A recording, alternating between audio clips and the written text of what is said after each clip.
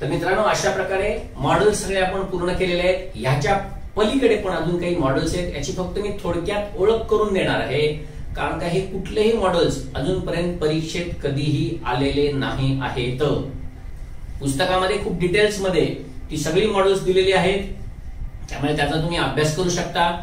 परीक्षेला येणार नाहीत असं मी आत्ता तरी सांगू शकतो. परत माझ्यावर विश्वास ठेवू नका, कारण का मी पेपर सेट करणारा नाही. कळतंय? बरं, ती काय आहे ती बघूया. एक आहे हॅव टू किंवा हॅव्स टू. दुसरं आहे हॅड टू. आणि नंतर याचाच भविष्यकाळ आहे shall will have to. Have to आणि हॅज टू याचा अर्थ असतो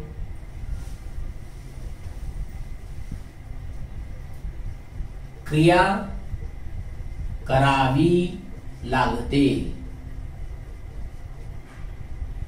स्पोकन इंग्लिश मध्ये किंवा एकूणच जगामध्ये खूप वेळा वापरलं जाणारं असं हे हेल्पिंग वर्ब आहे. आणि तरी सुद्धा अजून एमपीएससीच्या पेपर सेटरनी ह्याच्याकडे लक्ष दिलेलं नाहीये, हेही लक्षात ठेवा. पण क्रिया करावी लागते. दुसरं हॅड टू आहे, त्याचा अर्थ ज्या अर्थी हॅवचा भूतकाळ हा आहे त्या अर्थी ह्याचा अर्थ होतो क्रिया करावी लागली. आणि हा भविष्यकाळ आहे, त्याला म्हणतात क्रिया करावी लागेल. हे शिकवण्याच्या मागे माझे हे हेल्पिंग वर्ब शिकवण्याच्या मागे माझे दोन उद्देश आहेत. एक तर म्हणजे याचा अर्थ तुम्हाला समजला पाहिजे, आणि दुसरा, जर उद्या स्पर्धा परीक्षेमध्ये ह्याच्यावरती प्रश्न आलाच तर तो कशा प्रकारे येईल हे याच्यासाठी मला तुम्हाला सावध करायचंय. आणि अजून इनडायरेक्ट स्पीच मध्ये ह्याचा उपयोग केला जातो, आणि ते आपल्याला इनडायरेक्ट स्पीच शिकायचं आहे की जे अजूनपर्यंत परीक्षेत विचारलेलं नाहीये, पण आता विचारण्यास त्याची सुरुवात झालेली आहे. त्याच्यामुळे दोन्हीसाठी हे तुम्हाला शिकायचंय, हे लक्षात ठेवा. परत मी तुम्हाला जे जे काही शिकवणार आहे आणि जे जे काही शिकवत आहे त्यावेळेला मी प्रत्येक वेळेला तुम्हाला हेच सांगतोय की अजूनपर्यंत परीक्षेत आलेलं नाही, पण यापुढे येईल. मी ज्यावेळेला असं म्हणत असतो त्याच्यामध्ये खूप मोठा अर्थ असतो. कारण का एमपीएससीचे पेपर सेटर्स जी पुस्तकं वापरत आहेत त्या पुस्तकांमध्ये हा रूल आहे. आणि ही पुस्तकं आहेत, ही पुस्तकं म्हणजे या पुस्तकांमध्ये हे रूल दिलेले आहेत, आणि त्याच्यामध्ये ह्याचा अर्थ कुठे बदलतो हे पण दिलेलं आहे. त्यामुळे हे तुम्हाला माहिती असलं पाहिजे. कळतंय? बरं, आता ह्याच्यामध्ये लक्षात फक्त एवढंच ठेवायचं की हॅज टू आणि हॅव टू जे असतं हे कशासाठी वापरलं जातं, तर ज्या वेळेला परिस्थितीमुळे, आजूबाजूच्या परिस्थितीमुळे ज्या वेळेला तुम्हाला एखादी क्रिया करणं बंधनकारक असतं, ती क्रिया करणं भाग असतं, त्यावेळेला हॅव टू हॅज टू किंवा त्याचा भूतकाळ हॅड टू किंवा शॅल विल हॅव टू वापरतात परिस्थितीमुळे. म्हणजे उदाहरण सांगायचं झालं, परीक्षेची तारीख डिक्लेअर झालेली आहे, त्यामुळे तुम्हाला 10 तास अभ्यास करावा लागतो परिस्थितीमुळे. का? तारीख डिक्लेअर झालेली आहे. मला दररोज सकाळी 6 वाजता दूध आणायला जावं लागतं परिस्थितीमुळे. कुठली परिस्थिती? तर माझ्याकडे दूध आणायला कोणीही येत नाही. आता माझ्याकडे वर्तमानपत्र सकाळी 6 वाजता येतं. एखाद दिवस जर तो वर्तमानपत्र टाकणारा मुलगा जर आजारी असेल तर मात्र मला पेपर बाहेर जाऊन विकत आणावा लागतो. कळतंय का? परिस्थितीमुळे भाग असतो ते. अन्यथा मी घरातच राहणार, पेपर येणार, वाचणार आणि मोकळा होणार. पण जर परिस्थिती असेल तर मात्र मला हे करावं लागतं. तर ते जे आहे ते सगळं ह्याच्यामधनं मांडलेलं असतं. हे कायम लक्षात ठेवायचं. कळतंय? स्पोकन इंग्लिश मध्ये ह्याच्या ऐवजी परत there is not at all any kind of difference in written English, in grammatical English and your spoken English. हे कायम लक्षात ठेवा, यांच्यामध्ये काही फरक नाही. उदाहरणार्थ मराठी ज्यावेळी तुम्ही बोलत असता त्यावेळी तुम्ही मराठी अशुद्ध कधीच बोलत नसता. उद्या हा शब्द तुम्ही भूतकाळाच्या संदर्भात कधीही वापरत नसता, हेही लक्षात ठेवा.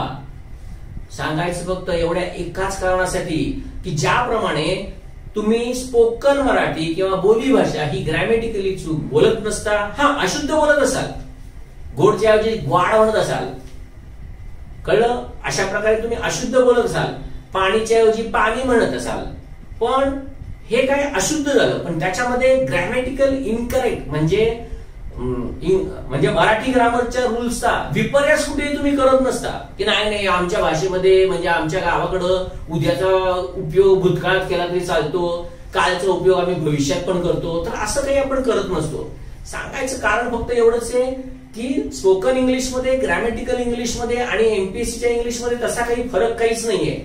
उलट किंबहुना मी तर तुम्हाला असं सांगेन की रिटन इंग्लिश हा जो अभ्यास आहे, पर्टिक्युलरली स्ट्रक्चर ऑफ सेंटेन्स मध्ये मी तुम्हाला जे जे काही शिकवलेलं आहे हे करणं इतकं महत्वाचं आहे की जर तुम्ही ते केलं ना तर मी तुम्हाला खरंच सांगतो की इंग्लिशनं तुम्हाला सहज मार्क मिळवून देईल आणि सहज पोस्ट मिळवून देईल.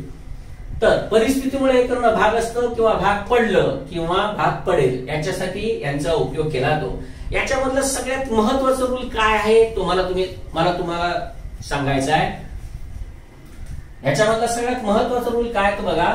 तर स्पोकन इंग्लिश मध्ये कधी कधी हॅज गॉट टू किंवा हॅव गॉट टू असं पण वापरलं जातं. परत ही पद्धत आहे इंग्लिश मध्ये. असंच हॅड गॉट टू असं पण वापरलं जात असतं. आणि हे ज्या वेळेला वापरलं जातं त्यावेळेला मात्र इथे क्रिया फक्त एकदाच होते.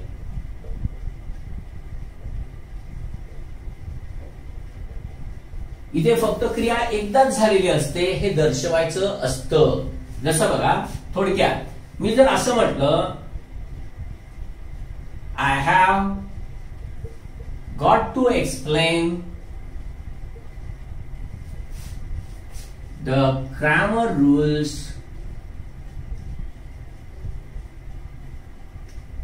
to the students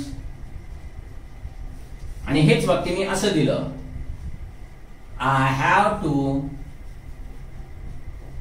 एक्सप्लेन पुढे the grammar rules to the students. उद्या परीक्षकांनी जर तुम्हाला अशी दोन वाक्य दिली आणि सांगितलं की ए बरोबर आहे, बी बरोबर आहे, दोन्ही पण बरोबर आहेत आणि एक पण बरोबर नाही, तर आता मी टीचर आहे. मग मी टीचर आहे त्यामुळे मला ग्रामरचे रूल्स नेहमीच समजावून द्यावे लागत असतात विद्यार्थ्यांना. मग जर ती नेहमीची क्रिया असेल तर मला हे वापरून चालणार नाही. म्हणजे तिथे हे चाललं पाहिजे, हे तुम्हाला समजलं पाहिजे. जसं बघा मी म्हटलं a person having job has to do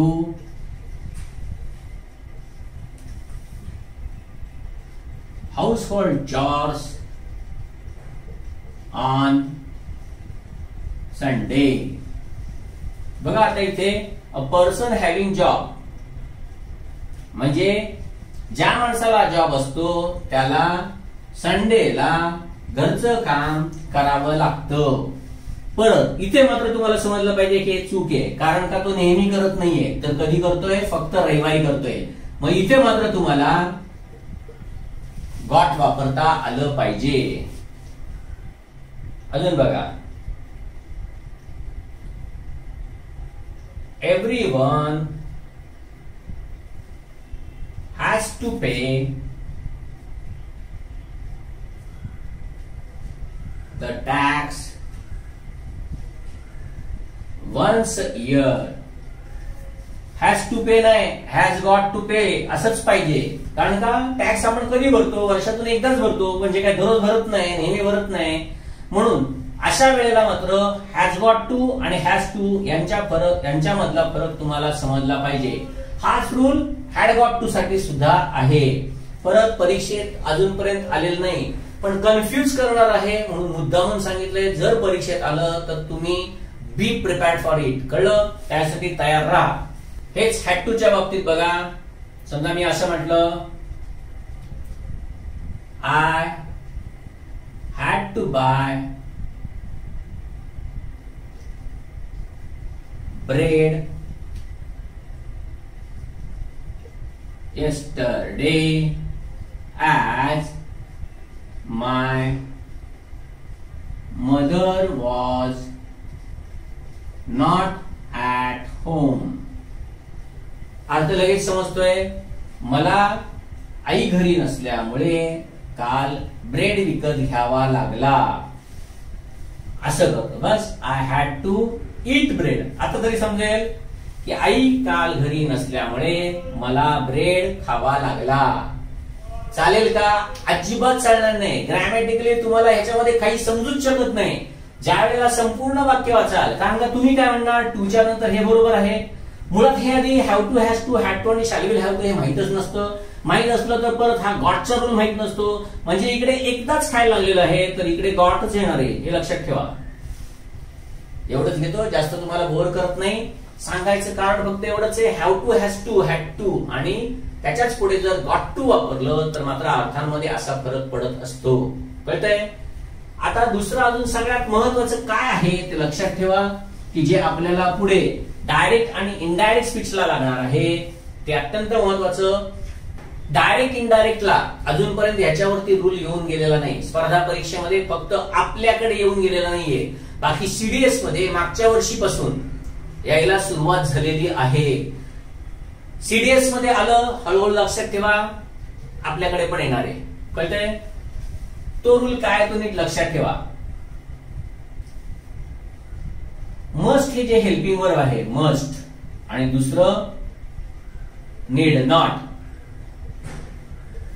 need not अजून परीक्षेला यायला खूप वेळ लागेल इनडायरेक्ट स्पीच साठी, परंतु मस्ट साठी खास करून लक्षात ठेवा, मस्टचा भूतकाळ हा इंग्लिश मध्ये हॅड टू आहे आणि मस्टचा भविष्यकाळ हा इंग्लिश मध्ये विल किंवा शॅल हॅव टू असा आहे. हे लक्षात ठेवा. तुम्हाला माहितीये इनडायरेक्ट स्पीच मध्ये मस्टचं अशा प्रकारे आपण कधीही पास्ट मध्ये कन्व्हर्शन करत नाही. ते कधी करत नाही त्याचे रूल्स आहेत, ते आपण नंतर शिकणार आहोत. पण इथे कसं हॅड टू केलं जातं हे तुम्हाला दाखवतो. समजा मी असं म्हटलं, I said I must leave now. असं जर असेल तर हे वाक्य I said I had to leave then असंच करावं लागतं. इथे दुसरं कुठलंही, म्हणजे उद्या जर समजा तुम्ही इथे म्हटलं नाही शुड कधी चेंज होत नाही, मस्ट कधी चेंज होत नाही, हे कधी चेंज होत नाही, ते कधी चेंज होत नाहीत, हे सगळे रूल आहेत. वेळापुढे सर हे काय नवीन सांगत आहेत, नवीन काय नाही, हा त्यांचा रूल आहे. म्हणून म्हटलं हे आपल्याला नंतर शिकायचं आहे. डायरेक्ट इनडायरेक्ट स्पीचच्या माझ्या पुस्तकातल्या प्रकरणामध्ये मी ह्याची पूर्णपणे डिस्कशन करून लिहिलेली आहे. ती पाहिजे असेल तर बघा, ते कधी होतं हेही समजेल. अर्थात आता बघण्याची काही गरज नाही, जेवढं शिकतोय ना तेवढं परफेक्ट करा. तर हे झाले has to, have to, had to आणि शॅल विल हॅव टू चे रूल्स. ठीक आहे, पुढचं बघू. शूडचा अर्थ आपण बघितलेला आहे. शूड म्हणजे काय असतं, क्रिया झाली पाहिजे किंवा क्रिया व्हायला हवी असा याचा अर्थ असतो. बरोबर आहे. ह्याच्या पुढे ज्या वेळेला हॅव वापरलं जातं त्यावेळेला याचा भूतकाळ होतो आणि हेच होतं क्रिया झाली पाहिजे होती किंवा क्रिया व्हायला हवी होती. सर्व मुलांचं एमपीएससीच्या सर्व बसणाऱ्या उमेदवारांचं सुदैव आहे की अजूनपर्यंत ह्याच्यावरती प्रश्न पडलेला नाही. पण शुड हॅव आणि दुसरं ऑट टू हॅव असे ते दोन सहाय्यकारी क्रियापद आहेत आणि या दोन्हींचा अर्थ सेम आहे. मग असं असताना हे कधी वापरायचं आणि हे कधी वापरायचं हे तुम्हाला समजलं पाहिजे. तर परीक्षेत हे अजून आलेलं नाही, त्यामुळे मी फक्त एकच याचं उदाहरण देणार आहे आणि पुढे जाणार आहे.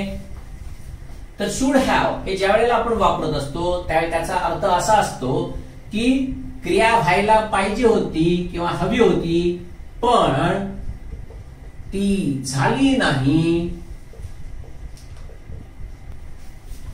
आणि इथे क्रिया व्हायला पाहिजे होती पण ती झाली नाही ह्याच्यामध्ये टीकेचा सूर असतो, टीकेचा सूर. आणि हा टीकेचा सूर ज्याला इंग्लिशमध्ये क्रिटिसाइज असं म्हणतात, ते क्रिटिसाइज जर करत असू तर त्यावेळेला शुड हॅव न वापरता ऑट टू हॅव वापरलं जातं. जसं बघा मी असं म्हटलं,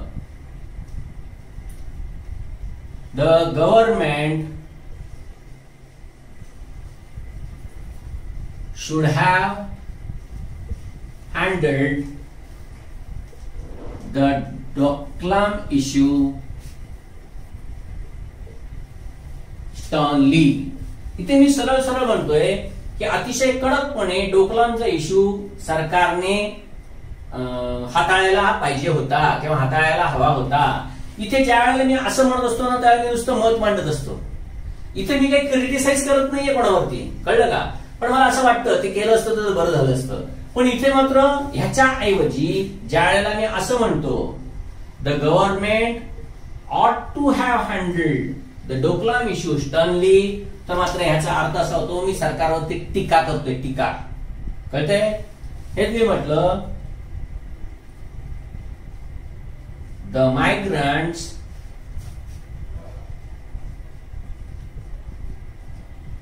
ought to have been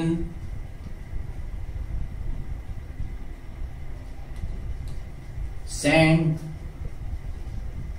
to their native places safely. बघा टीका करतोय मी, कळलं का? की मायग्रंट्स ना त्यांच्या नेटिव्ह प्लेसेसला सुरक्षितपणे पाठवायला पाहिजे होतं, म्हणजेच पाठवायला हवं होतं. इकडे मी टीका करतोय आणि हेच तुम्हाला समजलं पाहिजे. परत परीक्षेमध्ये हे कसं येईल काय येईल ह्याच्या ऐवजी परीक्षेत येऊन गेलेलं वाक्य मी मुद्दामून दाखवतो तुम्हाला. हे मी तुम्हाला ऑट टू शिकवताना पण दाखवलेलं आहे. तेच वाक्य मी पुन्हा लिहितोय बघा. मोरल एज्युकेशन आणि तिकडे फक्त इकडे हॅव बीन दिलं होतं, हॅव बीन टॉट in universities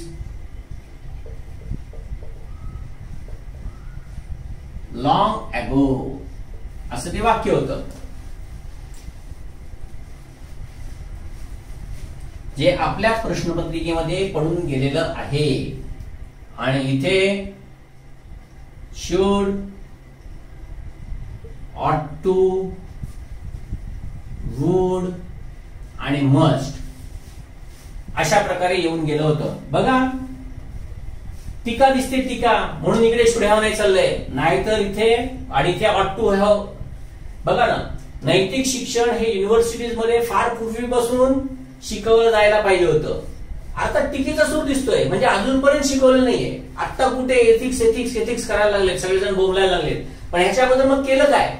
कारण का एवढं उच्च शिक्षण घेऊन, चांगलं शिक्षण घेऊन पण शेवटी घटस्फोट होतातच आहेत, हुंडा तर मागितला जातोच आहे, फसवणूक तर केली जातच आहे, एकमेकांना एकमेक लुबाडत आहेत, बँकेत खूप मोठे मोठे फ्रॉड्स होत आहेत, सांगायचं काहीच नाही. मोरल एज्युकेशन इथे आता हे का आलं याचं खरं कारण हे आहे. म्हणजे मी सांगताना तुम्हाला सांगितलं की शुड आणि ऑट टू असे जर दोन दिले तर त्याच्यामध्ये ऑट टू वापरायचं असतं. पण तुम्हाला मी हे नाही सांगितलं त्यावेळेला की इथे काय आहे ते बघा. म्हणजे ऍक्च्युली इकडे शुड हॅव वापरलं असतं तरी पण बरोबर झालं असतं, पण तिकडे मी माझं मत मांडतोय असा अर्थ झाला असता. इकडे मात्र मी ऑट टू हॅव म्हणून मी तुम्हाला सांगतोय की ही अजूनपर्यंत स्पर्धा परीक्षेत आलेली नाहीत असं तुम्हाला वाटतंय, कारण का हे मी सांगितलं. तुम्ही इव्हन जरी कोणतंही अनालिसिसचं पुस्तक बघितलं तरी सुद्धा तुमचं लक्ष ह्याच्याकडे जाणारच नाही, कारण का तुम्हाला फक्त एवढंच माहिती आहे शुड आणि ऑट टू. ह्याच्या पुढे शुडच्या पुढे हॅव लागून याचं मॉडेल्स परफेक्टिव्ह बनवलं जातं हे तुम्हाला माहित नाही. ऑट टूच्या पुढे अजून हॅव घेऊन त्याचं मॉडेल्स परफेक्टिव्ह घेतलं जातं आणि मग त्यावेळेला ही सगळी हेल्पिंग वर्ब आहेत, ही भूतकाळ जातात, हे अजून तुम्हाला माहित नाही म्हणून तुम्ही म्हणताय. पण मी तुम्हाला खरंच सांगतो डिपार्टमेंटल पीएसआय मध्ये सुद्धा ह्याच्यावरती प्रश्न येऊन गेलेला आहे. कसा तो दाखवतो तुम्हाला बघा.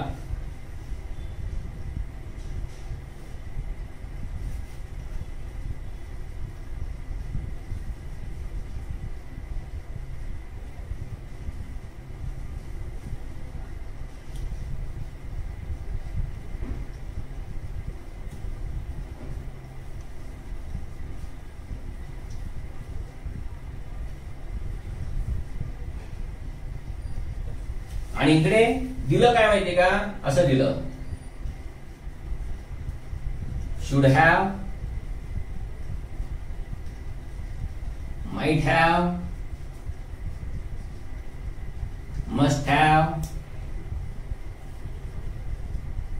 could have. बघा अर्थ समजला पाहिजे, नाहीतर त्याने फोन उचलला असता म्हणजे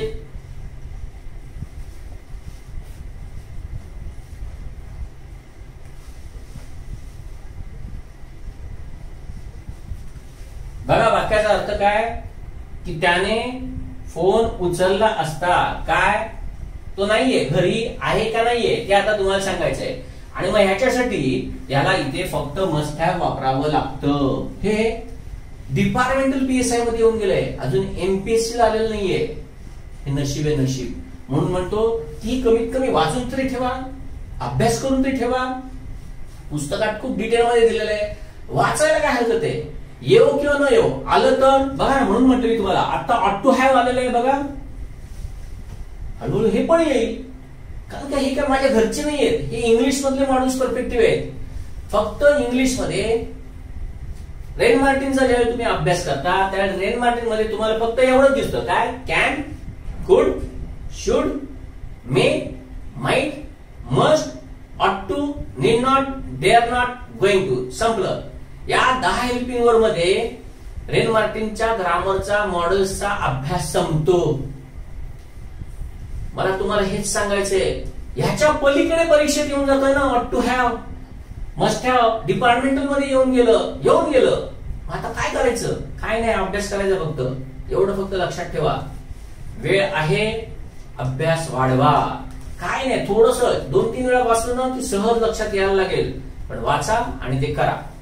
असंच पुढची 2 हेल्पिंग वर्ब आहेत आणि ती आहेत मस्ट हॅव आणि माइट हॅव. इथे अर्थ असा असतो, ज्या वेळेला हेल्पिंग वर्बच्या पुढे हॅव येतं त्यावेळेला ते नेहमी भूतकाळात जात असतं, हे कायम लक्षात ठेवा. इकडे अर्थ असा असतो, भूतकाळात क्रिया झालेली असेल. आणि इकडे पण हाच अर्थ आहे, भूतकाळात क्रिया झालेली असेल. फक्त मस्ट असल्यामुळे इकडे आपल्याला असं वाटत असतं की ती 100% क्रिया भूतकाळात झालेली असेल आणि इकडे मात्र ती कदाचित झाली असेल असं वाटत असतं. म्हणजे बघा, मला माहिती आहे की मोदी सकाळी 9 वाजता त्यांच्या ऑफिसमध्ये येतात, तर मी घड्याळ बघतो 12 वाजले, म्हणजे मोदी ऑफिसात आलेले असतील. बघा आता 12 वाजलेत आणि ते 9 वाजता संबंधी मी बोलतोय. मोदी 9 वाजता येतात आणि मी म्हणतोय की मोदी ऑफिसला आलेले असतील. कन्फर्म आहे, कन्फर्म. मला मस्ट हॅवच वापरलं पाहिजे, समजतंय. पुण्यावरनं मुंबईला जायला जास्तीत जास्त 4 तास लागतात. समजा एखादा माणूस इकडून सकाळी 6 वाजता गेलेला आहे, तर आता 12 वाजता मी म्हणेन he must have reached Mumbai. कळतंय का, मस्ट हॅव. कारण का 6 वाजता निघालेला माणूस 10 वाजता हमखास पोहोचणारच एवढं निश्चित आहे. आणि आता तर 12 वाजले म्हणजे तो नक्कीच पोहोचला असेल. परत मी हे पुण्यात राहून बोलतोय, म्हणजे मला तो पोहोचलाय का नाही याच्याबद्दल काही माहिती नाही. ठीक आहे, आता फोन आहे म्हणून तो सांगेल वगैरे भाग वेगळा, पण मला सांगायचं हेच आहे की आता मी इथे बसून जर त्याच्या संबंधी बोलत असेल तर मात्र हे मस्ट हॅव आहे. समजा त्यांनी मला 5 मिनिटापूर्वी फोन करून सांगितले की मी आता पोहोचतच आहे, तरी सुद्धा मी म्हणतो हा आता पोहोचला असेल तो. का, त्यांनी सांगितलं होतं मी लगेच पोहोचतच आहे, आता थोड्याच वेळात पोहोचत आहे. अर्ध्या तासाने निवडेन तर नक्की पोहोचला असेल. कळतंय, त्यालाच मला म्हणायचंय मस्ट हॅव काय असतं त्याचा अर्थ समजून घ्या. हेच माइट हॅव मध्ये ते कदाचित असतं. म्हणजे समजा 4 तासात तो पोहोचतोय, तर 8 ते 12 बरोबर आहे. 8 वाजता निघालेला माणूस 12 वाजता पोहोचणार आहे. आणि आता मी 12 वाजता जर म्हणत असेल की तो नक्कीच पोहोचला असेल, तर मी म्हणेन नाही तो कदाचित पोहोचला असेल, त्यावेळेला मी माइट हॅव वापरेन. थोडक्यात सांगायचं काय, तर मस्ट हॅव आणि माइट हॅव यांचा हा उपयोग असा असतो. कळतंय, बघा.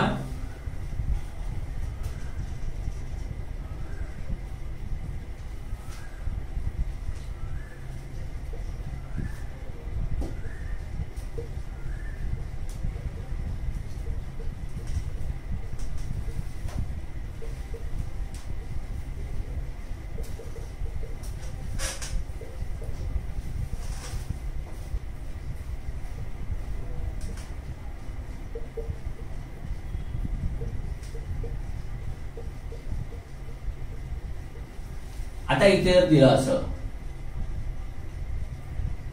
Should have, might have, must have आणि वुड हॅव, तुम्हाला हे समजलं पाहिजे की ज्या अर्थी त्यांनी मला काल ऑफिस मधनं फोन केला याचाच अर्थ तो तिला ऑफिस मध्ये काय नक्की भेटला असेल का कदाचित भेटला असेल, तर ते नक्कीच असणार आहे, म्हणजे मस्ट हॅवच येणार आहे. समजतंय? हेच जर मी इकडे वाक्य बदललं आणि असं दिलं he was to leave the office early yesterday, तो काल ऑफिस मधनं लवकर निघणार होता. इट मीन्स आता माहिती नाही आपल्याला, माहिती मात्र आता माहिती हवी, म्हणजे बदललं काय आणि त्या बदलण्यावरनं तुम्हाला हे समजलं पाहिजे की तिकडे माइट हॅव येणार आहे का मस्ट हॅव येणार आहे. कळतंय? तर असे मस्ट हॅव आणि माइट हॅव चे रूल्स आहेत. हेच याच्यानंतर वुड हॅव आणि कुड हॅव, हे पण हॅव आहे म्हणजे भूतकाळातले आहेत, फक्त इथे अर्थ असा असतो की भूतकाळात क्रिया झाली असती पण झाली नाही. आणि इकडे पण तोच आहे, भूतकाळात क्रिया होऊ शकली असती किंवा झाली असती म्हणा, दोन्हीचा अर्थ एकच आहे. फक्त वुड हॅव ज्यावेळी असतो त्यावेळेला ही शक्यता 100% असते आणि इथे मात्र ती शक्यता कमी असते. इकडे जास्त शक्यता असते, इकडे कमी असते. आणि तुम्हाला माहिती आहे हे वुड हॅव आणि कुड हॅव कंडिशनल सेंटेन्स मध्ये, मेन क्लॉज मध्ये सगळ्यात जास्त वापरलं जातं. म्हणजेच भूतकाळात क्रिया झाली असती याच्यासाठीच आहे, कारण का त्याच्यामध्ये तुम्हाला माहिती आहे की काय असतं बघा, इफच्या नंतर परफेक्ट पास्ट असतो, म्हणजे ते भूतकाळातलं आहे. आणि याच्यानंतर वुड हॅव किंवा कुड हॅव असतं. ते का असतं त्याचं कारणच फक्त हे आहे की हे पण भूतकाळातलं आहे. कळतंय? म्हणून ही सगळी हेल्पिंग वर्ब्स काही का होईना आपल्याला माहिती असली पाहिजेत. ओके, शेवटचं हॅड बेटर आणि वुड रादर हे तुम्हाला मी सांगितलं आहे.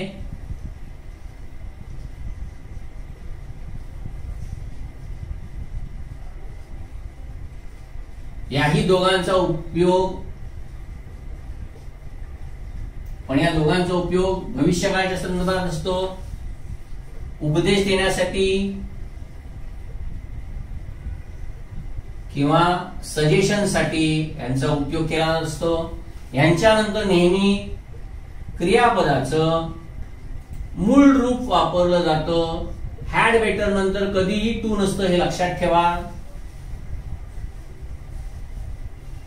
याच्यानंतर क्रियापदाचं मूळ रूप असतं आणि मग ऑब्जेक्ट आणि मग रिमेनिंग पार्ट. उदाहरण सांगतो, I would rather die than surrender. बघा काय केलंय, मूळ रूप मी शरण जाण्यापेक्षा मरण पत्करेन भविष्यात. कळतंय का? म्हणजे हॅड बेटर आणि वुड रादर मध्ये भविष्यकाळ असतो. परीक्षेसाठी फक्त एवढंच लक्षात ठेवायचं की ह्याच्यानंतर क्रियापदाचं मूळ रूप लागतं, बस एवढं फक्त लक्षात ठेवा. कळतंय? ही एवढी झाल्यानंतर मॉडेल्सचं सगळं प्रकरण संपलेलं आहे. मित्रांनो, टेन्सेस आणि मॉडेल्स यांचा खूप चांगला अभ्यास करा. इंग्लिश साठी हे खूप आवश्यक आहे. विशेषतः जे कोण राज्यसेवेला बसणार आहेत त्यांना तर ह्याचा अभ्यास करणं अनिवार्य आहे, कारण का तिकडे तर तुम्हाला मराठीचं इंग्लिश मध्ये ट्रान्सलेशन करायचं असतं. कळतंय? त्यासाठी हा आवश्यक आहे. एवढं जर सगळे मॉडेल जर तुम्हाला नीट आले, याच्या पलीकडे अजूनही काही वाक्यरचना आहेत की ज्या मी रिटर्न इंग्लिश मध्ये शिकवतो, की ज्या ऑब्जेक्टिव्ह साठी आवश्यक नसतात, पण ज्यांना रिटर्न इंग्लिश शिकायचंय त्यांनी हे खरोखरच करा. आणि म्हणून विद्यार्थ्यांनो, मित्रांनो, मी तुम्हाला हेच पुन्हा पुन्हा सांगतोय की स्ट्रक्चर ऑफ सेंटेन्स, त्याच्यानंतर टेन्सेस आणि त्याच्यानंतर मॉडेल्स हे प्रकरण इतकं चांगलं करा की तुम्हाला पूर्ण कॉन्फिडन्स आला पाहिजे की मला कोणतंही वाक्य इंग्लिश मध्ये येऊ दे, मला ते येईलच. तर अशा प्रकारे मॉडेल्स आता आपण